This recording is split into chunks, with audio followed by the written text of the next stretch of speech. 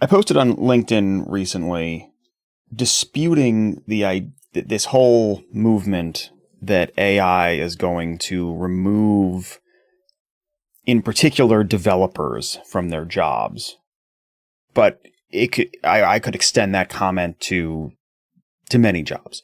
Right now, there's a movement, of course, in the world of, can we strip employees out of the process and replace it all with AI? This particular comment that I made was really mostly about, it was specific to developers. The reason I had even brought it up was that I have been working quite a bit recently with some of the new AI tools that are sort of out for mass market for developers to use. You know, the Claudes of the world, Cursor, which is a development environment that uses Claude in the background, a number of other things, ChatGPT, of course. Like, you know, I've been going in on these tools to see what they can do. And sort of the point of my post in that particular case was really around, well, it can help a seasoned developer much better than it can take a novice developer or a wannabe developer and turn them into a super developer. That's not really where these tools are right now. But thinking a little bit broader, I have skepticism that this advent of AI is really going to result in a huge reduction or a lack of need for huge chunks of the workforce. I think we've seen this before in history, or something very similar. When computers were first being researched and produced and made their way into offices, so we're talking, I looked up some research and thought leadership on this from the time that I'll link to.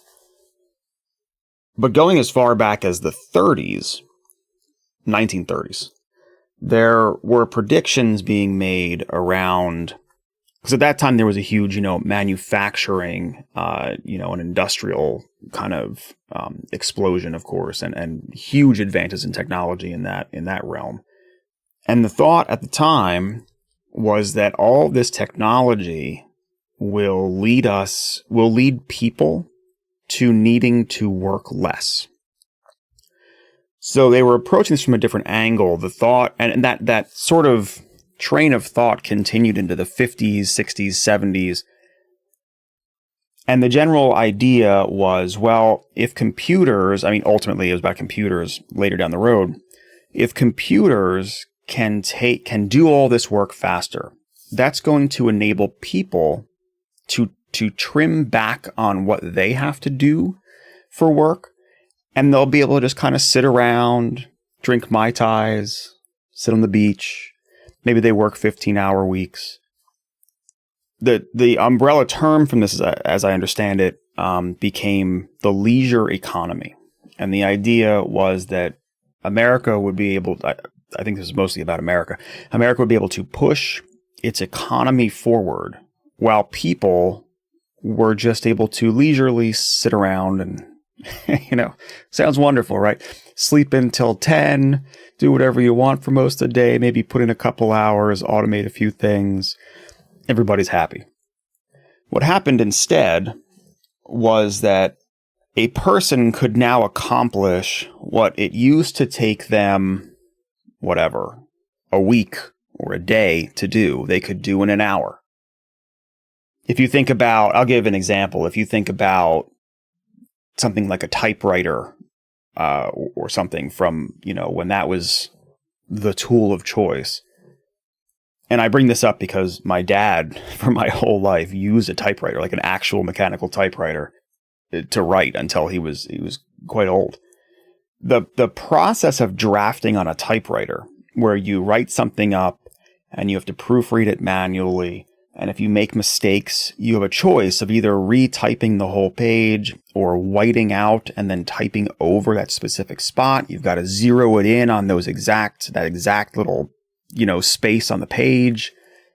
Or in an office setting where maybe there's a secretary at the time who would take notes by hand and then type them up, and then someone else would proofread them, and then they would retype them.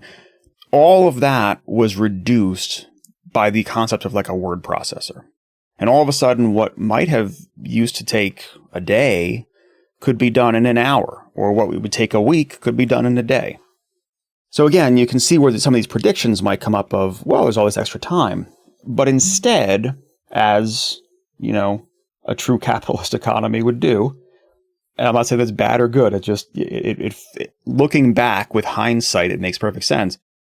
Instead of it becoming this leisure economy where, well, all this time we've been able to accomplish all this stuff in 40 hours that now we can accomplish in 5, you don't get the other 35 back. Instead, it gets filled up with new stuff, with more stuff. So if it took a day to say, take minutes for a meeting and type them up and get them to your boss, and now it takes an hour, well, this means you can attend 7 more meetings that day and do it 7 more times. And then over the course of the week, if you extrapolate that out, people just were asked to do more because the tools enabled them to do what they were doing faster.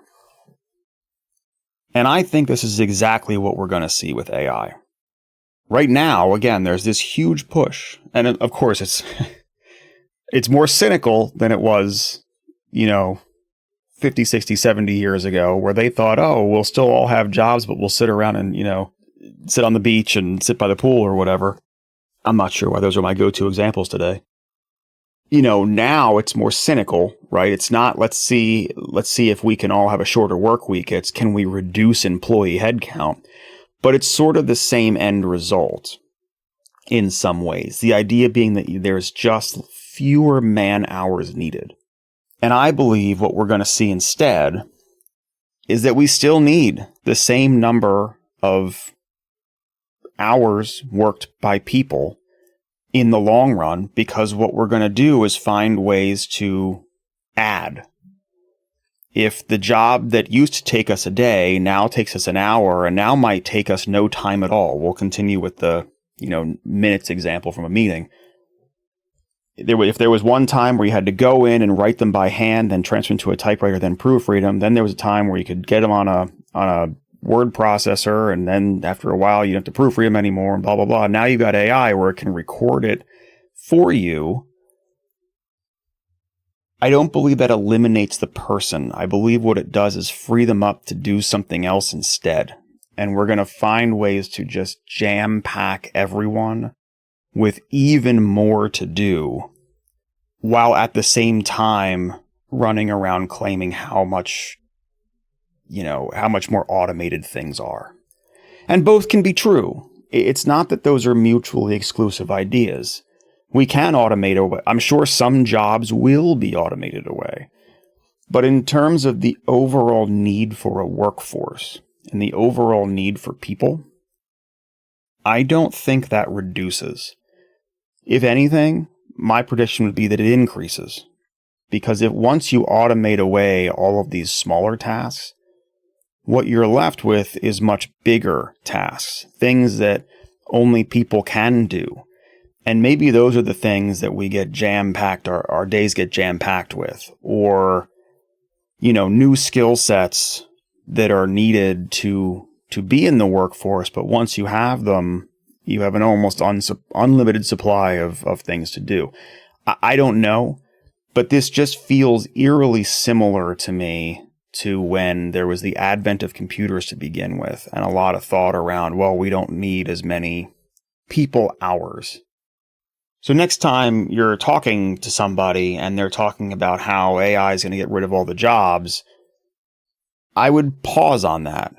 I would remember that just because it gets rid of existing tasks or streamlines them in a significant way doesn't mean that all that time is no longer valuable.